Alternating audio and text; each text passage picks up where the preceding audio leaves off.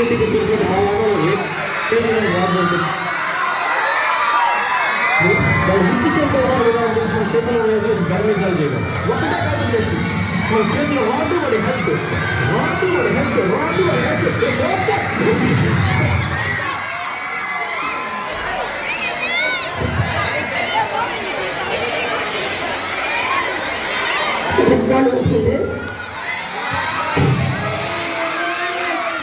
Happy Children's Day.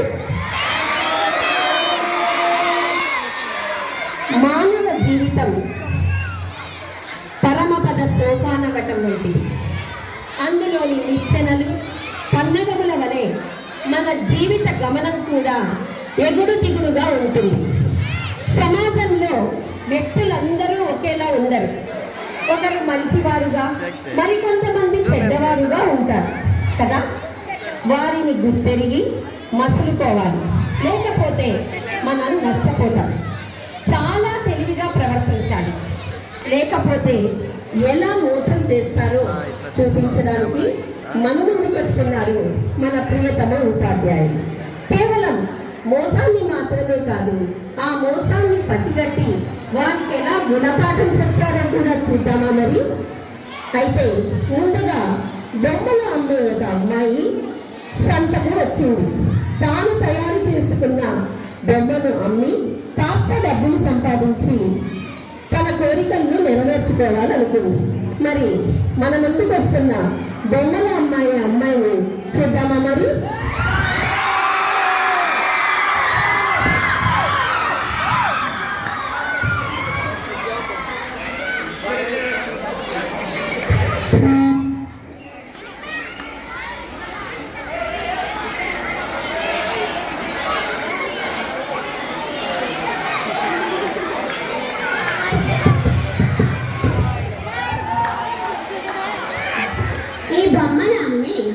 అమ్మకు చీర, నాన్నకు పంచె, తమ్మునికి మిఠాయిలు, చెల్లెలకు గాజులు తీసుకుంటాను. బొమ్మండి బొమ్మ, చౌక బొమ్మ, అందమైన చెక్క బొమ్మ, విరగదు కరగదు, మనసుకు హత్తుకొనే బొమ్మ. మంచి బేరం దొరికితే బాగుండు.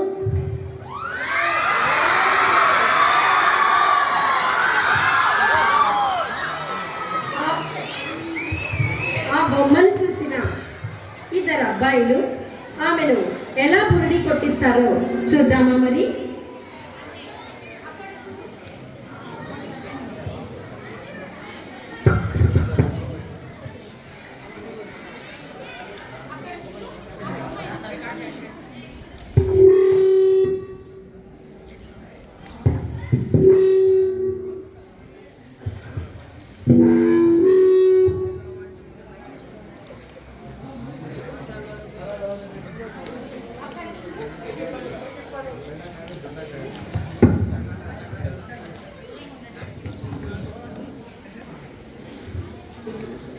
అక్కడ చూడు, ఆ బొమ్మ ఎంత అందంగా ఉందో. కొందామా మరి? కానీ ధర ఎంత ఉంటుందో ఏమో. కొందామా?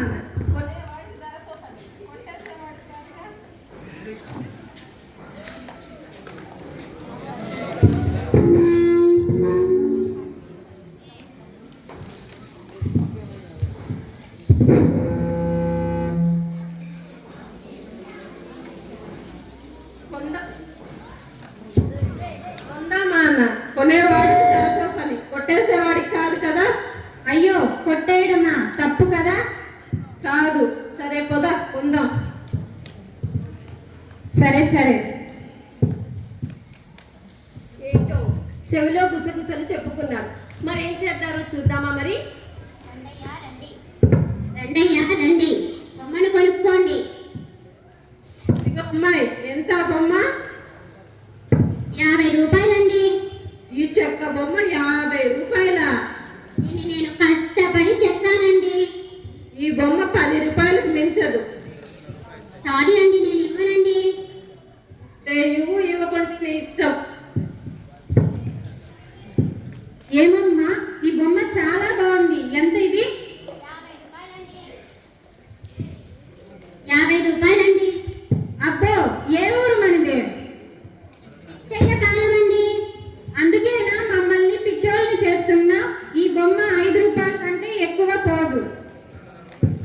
ముందు ఎవరో ఒకరు వచ్చి 10 రూపాయలు బేరం చేసి వెళ్ళారు. మీరేమో మరి 5 రూపాయలు అంటే ఎలాగండి? నువ్వు ఇస్తే ఇవ్వు, లేకపోతే లేదు. ఆలోచిస్తుంటే 10 రూపాయలకు ఒకరు, 5 రూపాయలు ఒకరు అడిగారు. ఇంకా కొంచెం చూసామనుకోండి, వాళ్ళు ఊరికినే ఇవ్వమంటారేమో. చచ్చినోడి వాళ్ళ పెళ్ళికి వచ్చిందే కట్నం అనుకుందాం, ఇచ్చేస్తే పోలా. హలో అయ్యా, అయ్యా రండి, బొమ్మను కొనుక్కోండి. ఇవ్వమ్మా.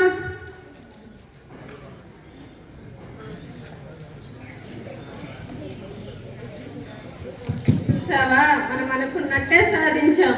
అవునవును, 10 రూపాయల వస్తువుని 5 రూపాయలకే కొన్నాం. 50 రూపాయల బొమ్మని 5 రూపాయలకు అమ్మేసి దీనంగా కూర్చున్న అమ్మాయి బాధ చూడండి మరి.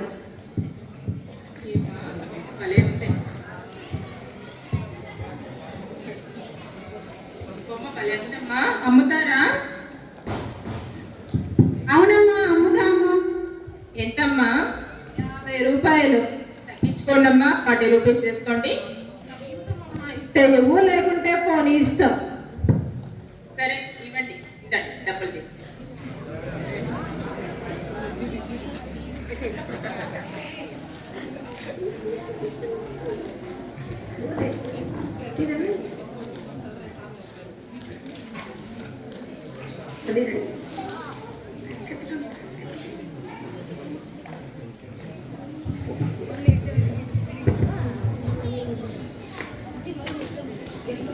అమ్మా, ఈ బొమ్మను ఎక్కడ కొనుక్కున్నారు?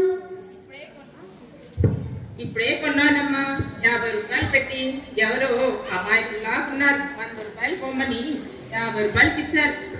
వాళ్ళెవరో అమాయకులా ఉన్నారు, పిచ్చయ్య పాలెం నుంచి వచ్చినట్టున్నారు వాళ్ళు.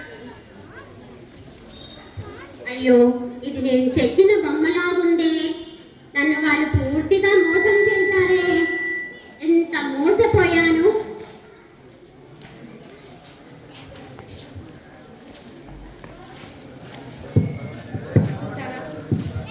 చూసారా, అమాయకంగా ఉంటే ఎలా మోసం చేస్తున్నారో మరి. బాధపడుతూ కూర్చున్న ఆ అమ్మాయిని ఓదార్చి ఆ మోసాన్ని పసిగట్టి ఎలా గుణపాఠం చెప్తుందో చూద్దామా. స్నేహమేరా జీవితం, స్నేహమేరా శాశ్వతం. ఎవరే మన ఫ్రెండ్లా ఉన్నారు?